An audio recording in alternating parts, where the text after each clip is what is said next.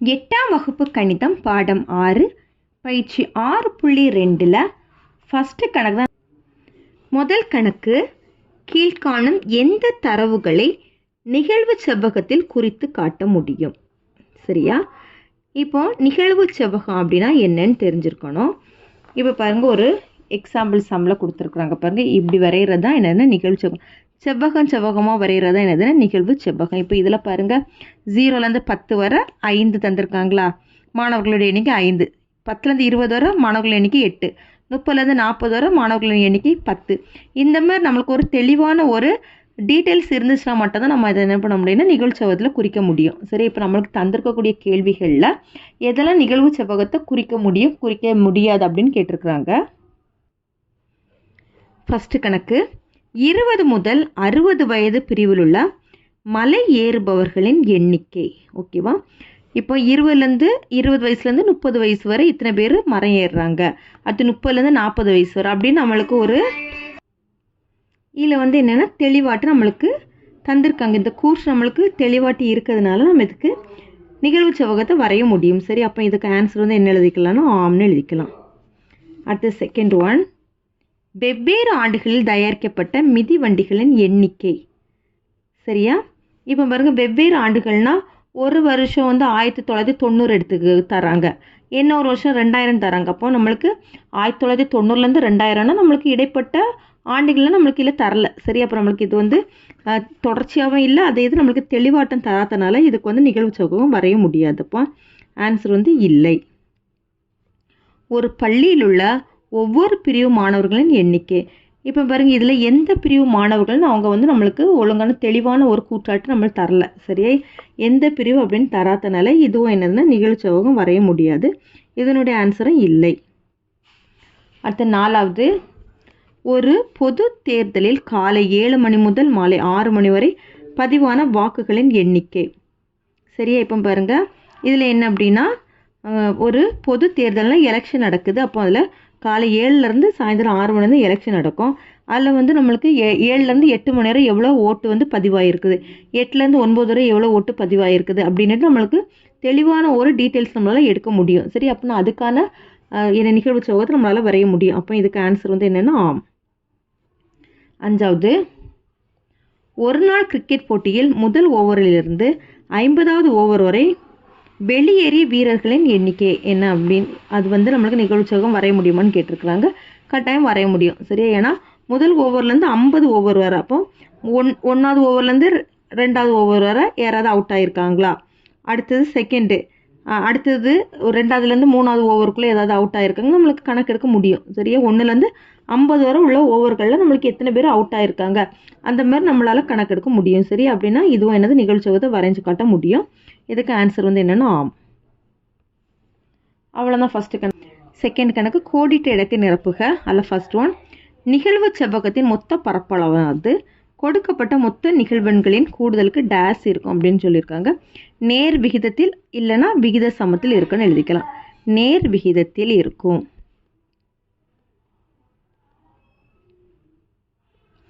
Days என்பது ஒரு வரைபடம். அது ஒரு குறிப்பிட்ட கால இடைவெளியில் தொடர்ச்சியாக மாறிக்கொண்டே இருக்கும் மதிப்புகளின் இடப்பெயர்ச்சி ஆகும் அப்படின்னு கேட்டிருக்காங்க. சரியா?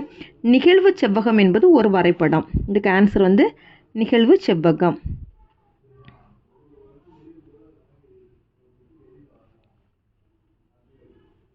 அடுத்து 3வது, நிகழ்வு செவ்வகம் என்பது டேஸ் விவரங்களின் வரைபட விளக்க முறை ஆகும் அப்படின்னா தொகுக்கப்பட்ட வரைபட விளக்க முறை ஆகும். தொகுக்கப்பட்ட.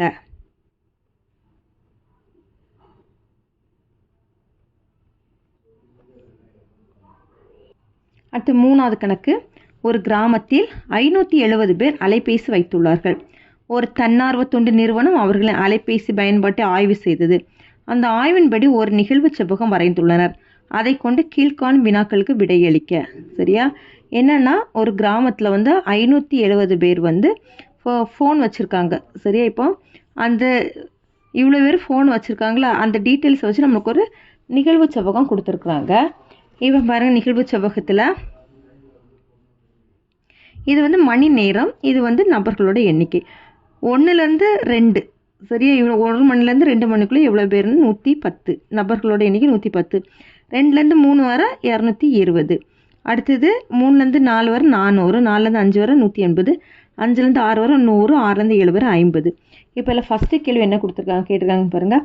3 மணி நேரத்துக்கு குறைவாக அலைபேசி பயன்படுத்துபவர்கள் எத்தனை பேர்? இப்போ 3 மணி நேரத்துக்கு குறைவாட்டு 3 மணி நேரத்துக்கு குறைவாட்டுன்னு பார்த்தீங்கன்னா 110 220. 110 + 220 டோட்டல் வந்து 330 பேர் 3 மணி நேரத்துக்கு குறைவாக பேசுபவர்கள். அடுத்த செகண்ட் 5 மணி நேரத்துக்கு அதிகமாக அலைபேசி பயன்படுத்துவவர்கள் எத்தனை பேர்னா 5 மணி நேரத்துக்கு அதிகமாட்டுனா இதுதான் 5 மணி நேரம். அப்போ 5 மணி நேரத்துக்கு அதிகமாட்டுன்னு பார்த்தீங்கன்னா 100ஐயும் 50ஐயும் கூட்டுறோம். 100 + 50 150. அடுத்து 3வது 1 மணி நேரத்திற்கும் குறைவாக அலைபேசி பயன்படுத்துபவர்கள் இருக்கிறார்களா அப்படின்னா 1 மணி நேரத்துக்கு குறைவாட்டு யாராவது இருக்காங்களான்னா இல்லை. ஆன்சர் என்ன எழுதிக்கணும்னா இல்லை. அவ்வளோதான். 4வது கணக்கு கீழ்காணும் விவரங்களுக்கு நிகழ்வு செவ்வகம் வரைக. தந்திருக்கக்கூடிய இந்த விவரத்துக்கு நிகழ்வு செவ்வகம் வரைய சொல்லியிருக்கிறாங்க. பிரிவு இடைவெளி தந்திருக்கிறாங்க. மாணவர்கள் எண்ணிக்கையும் தந்திருக்காங்க. இதை பயன்படுத்தி நம்மளுக்கு நிகழ்வு செவ்வகம் வரைய சொல்லியிருக்கிறாங்க. சரியா? இதை வந்து நம்ம கிராஃபில் குறிச்சிக்கலாம். இங்கே வந்து பிரிவு இடைவெளி,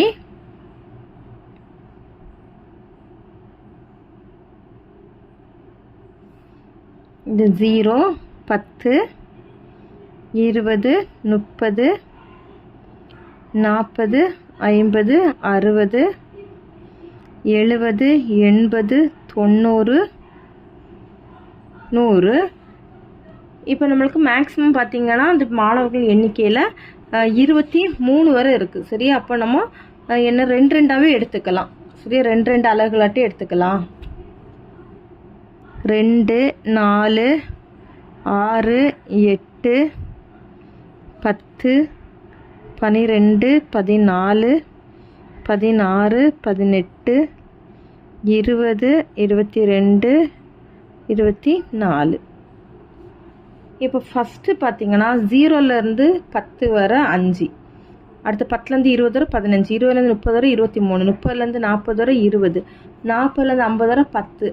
50லேருந்து 60 வரை 7. இதை வச்சு நம்ம நிகழ்வு செவ்வகம் வரைய போகிறோம். சரி? அப்போ ஃபஸ்ட்டு 0லேருந்து 10 வரை எவ்வளோன்னா 5. 5ங்கும் போது 4க்கும் 5க்கும் இடையில அந்த 5வது கோடை தான் எடுத்துக்கணும். 5ங்கிறதுக்கு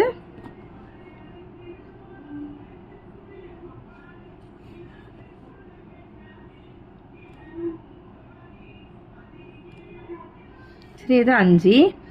அடுத்தது 10லேருந்து 20 வரை 15. 15ங்கும் போது 14க்கும் 16க்கும் இடையில 5வது கோடு.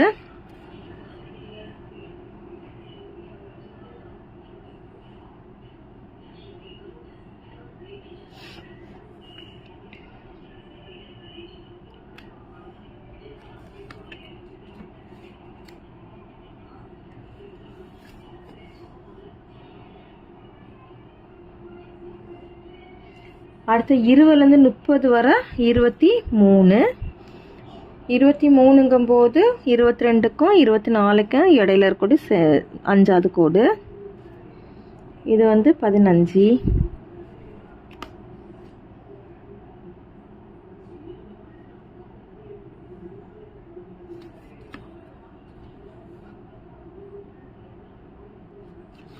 இப்போ நீங்கள் வந்து இது கஷ்டமாக இருந்துச்சுன்னா ஒவ்வொரு அலகுலாக கூட எடுத்துக்கலாம். 1 2 3 4ன்ட்டு கூட எடுத்துக்கலாம். அது கொஞ்சம் கிராஃப் வந்து கொஞ்சம் பெருசாக வரைகிற மாதிரி இருக்கும். சரியா? அதனால தான் நான் 2 அலகுல எடுத்துக்கிட்டேன். இது வந்து 23. அடுத்தது 30லேருந்து 40 வரை 20. 20 நம்மளுக்கு டைரெக்டாகவே இருக்குது.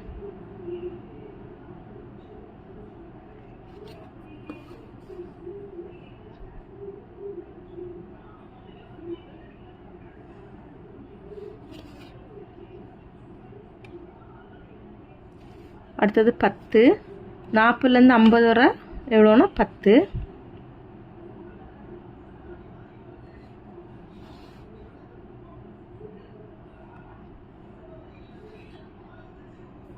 அடுத்து 50லேருந்து 60 வரை 7. 7ங்கும் போது 6க்கும் 8க்கும் இடையில 5வது கோடு.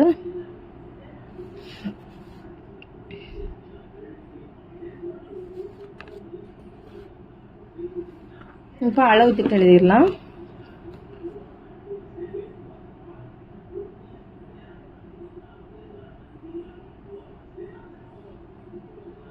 எக்ஸ் அச்சு 1 சென்டிமீட்டர் ஈக்குவல் எக்ஸுக்கு வந்து நம்ம 10 10 எடுத்துருக்கோமா, அப்போ 10 அலகுகள் எழுதிக்கணும். 10 அலகுகள். ஒய் அச்சு 1 சென்டிமீட்டர் ஈக்குவல் ஒய்க்கு வந்து 2 2 எடுத்துருக்கனால 2 அலகுகள்.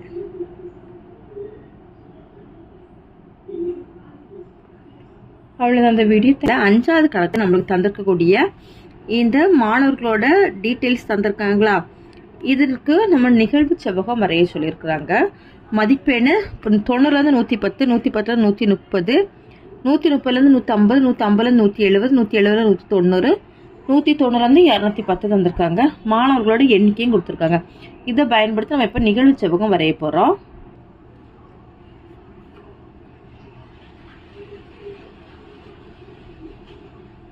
எக்ஸு எக்ஸ் டேஷ், இங்கே ஒய் டேஷ், ஒய் 0. நம்மளுக்கு தொடங்குறது எதுனா 90லேருந்து தான் தொடங்குது. சரி, அப்போ இங்கே 90. அதுக்கப்புறம் நம்மளுக்கு மதிப்புகள் இல்லாதனால இந்த மாதிரி சும்மா போட்டுக்கலாம். ஓகேவா?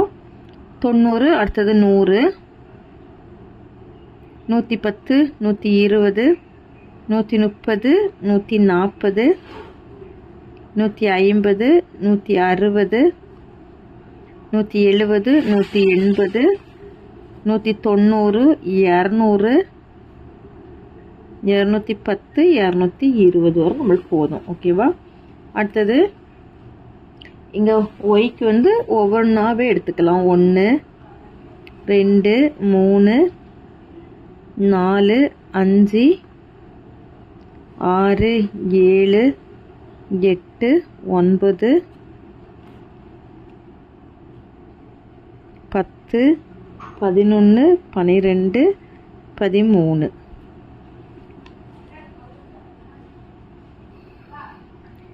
இப்போ 90லேருந்து 100 வரை நம்மளுக்கு மாணவர்களோட எண்ணிக்கை எவ்வளோ கொடுத்துருக்காங்கன்னா 9 தந்திருக்காங்க. சரி, இப்போ இதுதான் என்னது அப்படின்னா மதிப்பெண்.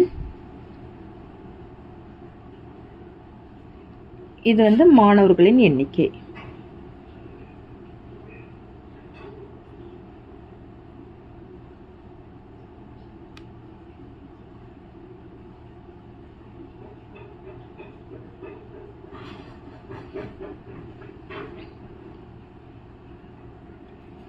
தொண்ணூறுலேருந்து 110 வரை நம்மளுக்கு 9 மாணவர்கள் தந்திருக்காங்க.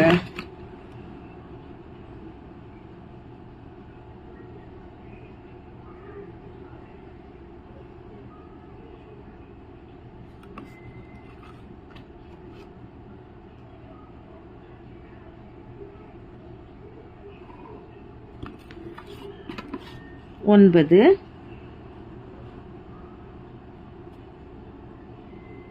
அடுத்து 110லேருந்து 130 வரை 5 தந்திருக்காங்க.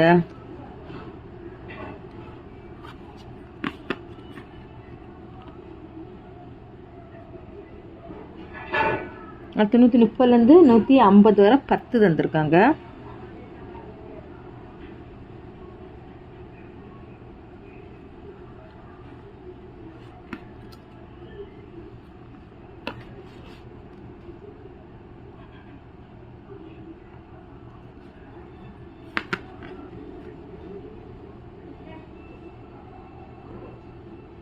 அப்புறம் 150லேருந்து 170 வரை 7 தந்திருக்காங்க.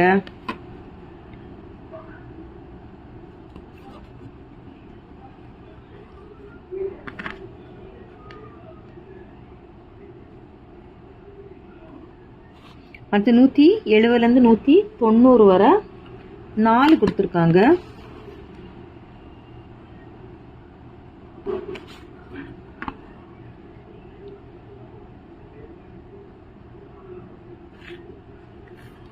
அடுத்து 190லேருந்து 210 வரை 6 கொடுத்துருக்காங்க.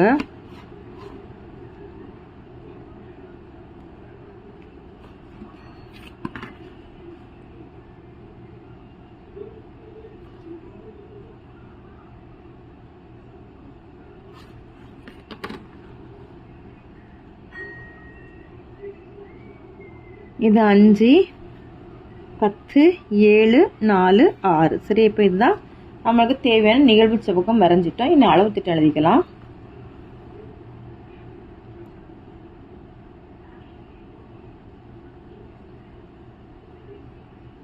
எக்ஸ் அச்சு 1 சென்டிமீட்டர் ஈக்குவல் டு எத்தனை மடங்காக எடுத்திருக்கோம் பாருங்க. 10 10 எடுத்திருக்காமா. 90 அடுத்து 100 110 அப்படி 10 10 எடுத்துக்கனால 10 அலகுகள்.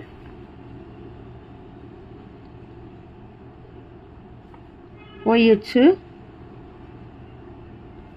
1 சென்டிமீட்டர் ஈக்குவல் டு 1 அலகு. அவ்வளோதான் இந்த கணக்கு. இதில் 6வது கணக்கு. இப்போ 100 பேரோட உயரங்கள் தந்திருக்கிறாங்க. இதை பயன்படுத்தி நிகழ்வு செவ்வகம் வரைஞ்சிட்டு அதன் மூலமாக நிகழ்வு பலகோணம் வரைய சொல்லியிருக்காங்க. இப்போ தந்திருக்கக்கூடிய இந்த டீட்டெயில்ஸை கவனிச்சு பாருங்க. உயரம் தந்திருக்காங்களா, 125 135, 136 146, 147 157 தந்திருக்காங்க. தொடர்ச்சியாக இருக்குதான்னு பாருங்க. 135க்கு அடுத்தது 136. நம்மளுக்கு என்ன அப்படின்னா கண்டினியூவாக இருக்கணும். 135 முடியுதுன்னா இங்கே 135 தொடங்கி இருக்கணும். ஆனால் இங்கே அப்படி தொடங்கலை. 135 ஒன்று கேப் விட்டு 136 வந்திருக்கு. சரியா? அப்படின்னா என்னென்னா இதை நம்ம தொடர்ச்சியாக நம்ம மாற்றி கொண்டு வரணும். ஓகேவா? எல்லாமே கவனிச்சு பாருங்க. எல்லாமே அப்படி தான் இருக்குது. இங்கே 179, இங்கே 180ன்னு வருது. எல்லாமே என்னது நம்மளுக்கு கண்டினியூ இல்லாமல் இருக்கிறதுனால நம்ம அதை ஒரு தொடர்ச்சியாட்டு மாற்ற போகிறோம். சரியா? இப்போ இது ஒரு தொடர்ச்சியாட்டு தொடராக இருக்கிறதுனால அது தொடர்ச்சியான தொடராக நம்ம இப்போ மாற்ற போகிறோம். அது மாற்றக்கு என்ன பண்ணணும்னா, இப்போ இதை பிரிவிடைவெளி எடுத்துக்கோங்க. இது கீழ் எல்லைன்னு சொல்லுவோம், இது மேல் எல்லைன்னு சொல்லுவோம். சரியா? இது கீழ் எல்லை மேல் எல்லை. இந்த கீழ் எல்லை கூட 0.5 கழிக்கணும், மேல் எல்லை கூட 0.5 கூட்டணும். எல்லாத்துக்குமே அப்படிதான். எல்லா பிரிவிடைவெளியிலையுமே கீழ் எல்லையில் 0.5 கழிச்சுக்கிட்டு மேல் எல்லையில் 0.5 கூட்டணும். சரியா? கூட்டும்போது நம்மளுக்கு ஒரு புதுசான ஒரு தொடர்ச்சியான ஒரு தொடராட்டம் நம்மளுக்கு கிடச்சிரும். இப்போ இந்த 125ல் 0.5 கழிச்சிட்டோம் அப்படின்னா 124.5 கிடைக்குமா? 135 கூட 0.5 கூட்டினோன்னா 135.5ன்னு கிடைக்கும். சரியா? அடுத்தது இந்த 136 கூட 0.5 கழிச்சிட்டோம் அப்படின்னா 135.5. 146 கூட 0.5 கூட்டணும்னா 146.5ன்னு கிடைக்கும். 147 கூட 0.5 கழிச்சோம் அப்படின்னா 146.5. அடுத்தது இது கூட 5 கூட்டணும்னா 157.5ன்னு கிடைக்கும். 158லேருந்து 0.5 கழிச்சோம் அப்படின்னா 157.5. அடுத்தது 168 கூட 0.5 கூட்டணும் அப்படின்னா 168.5. இது கூட 0.5 கழிக்கிறோம், 168.5 வரும். கூட்டணும் அப்படின்னா இது கூட கூட்டணும்னா 179.5ன்னு கிடைக்கும். அடுத்து 180லேருந்து 0.5 கழிச்சோம் அப்படின்னா 179.5. 190 கூட 0.5 கூட்டும்போது 190.5 கிடைக்குமா? இந்த 191 கூட இது ஏன்னா கீழ் எல்லை. அப்போ 0.5 கழிச்சோம் அப்படின்னா 191.5. 201 கூட 0.5 கூட்டணும்னா 201.5. சரி, இதில் 12 22 18 24 15 7 2. இப்போ இதில் பார்த்தீங்கன்னா எல்லாமே தொடர்ச்சியாட்டு நம்மளுக்கு கிடச்சிடுச்சு. இனி நிகழ்வு செவ்வகம் வரைஞ்சிட்டு அதில் நிகழ்வு பலகோணம் வரைய போகிறோம். இப்போ இந்த எக்ஸுக்கு நம்ம அங்கே எழுதி வச்சுருக்குறோம்ல அந்த உயரத்தில் அந்த இடைவெளிகளை நம்ம இங்கே மார்க் பண்ணியிருக்கிறோம். 113.5, அடுத்து 124.5, 135.5, 146.5, 157.5, 168.5, 179.5, 190.5, 201.5, 212.5. சரியா? 201.5, 212.5. இங்கே ஒய்க்கு நம்ம 2 அலகுகளை எடுத்துக்கணும். 2 4 6 8 அப்படின்ட்டு 28 வரை எடுத்துக்கிறோம். இப்போ 124.5லேருந்து 135.5 வரை எவ்வளோ உயரம்னா 12. சரி, அப்போ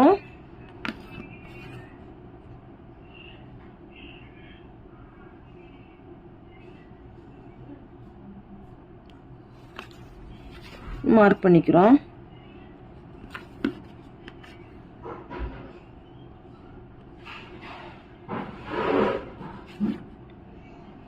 அடுத்தது 135.5லேருந்து 146.5ல் 22.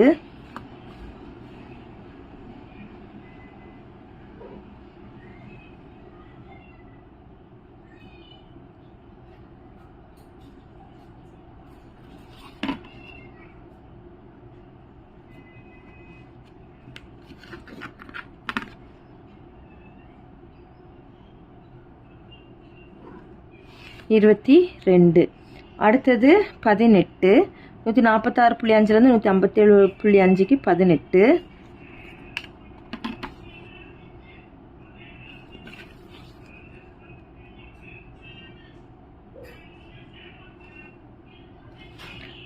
அடுத்ததுக்கு 24.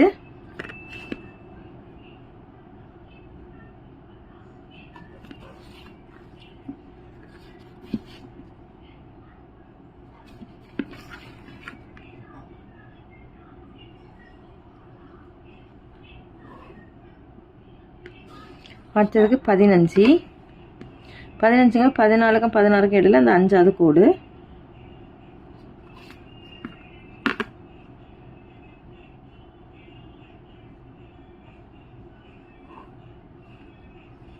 அடுத்ததுக்கு 7.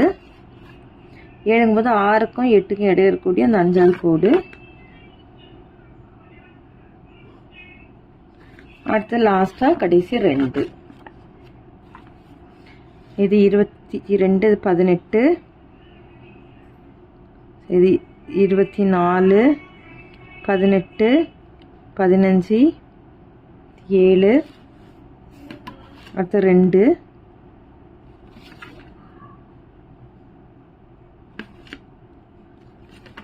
கடைசி அளவு திட்டம் எழுதிக்கலாம். அளவு திட்டம் x அச்சு 1 சென்டிமீட்டர் = 11 அலகுகள், y அச்சு 1 சென்டிமீட்டர் = 2 அலகுகள். சரியா? அவ்வளோதான் இந்த கணக்கு. இப்போ நம்ம இந்த கணக்கின முடியலை, ஏன்னா நம்ம நிகழ்வு செவ்வகம் மட்டும் தான் நம்ம வரைஞ்சிருக்கிறோம். இனி வந்து நிகழ்வு பலகோணம் வரையணும். அப்புறம் நிகழ்வு பலகோணம் வரையணும்னா எல்லாம் இந்த சென்டர் 5வது கோடு இருக்குல்ல, இந்த 5வது கோட்டில் ஜாயின் பண்ணிக்கணும். இந்த கோடை ஃபஸ்ட்டு இப்படி எடுத்துக்கோங்க, எடுத்து இங்கே வெளியில் கொண்டு வந்துருங்க. அடுத்து ஒவ்வொன்றும் 5வது கோட்டில் கொண்டு வரணும்.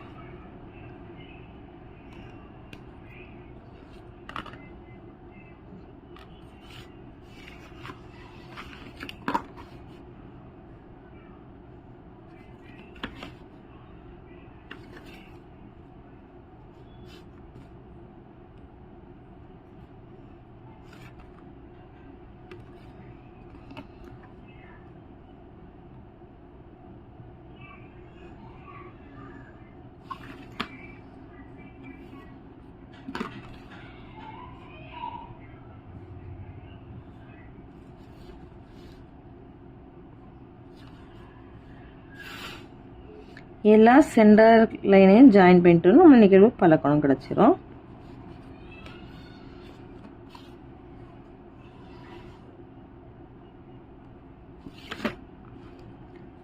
அவ்வளோதான்.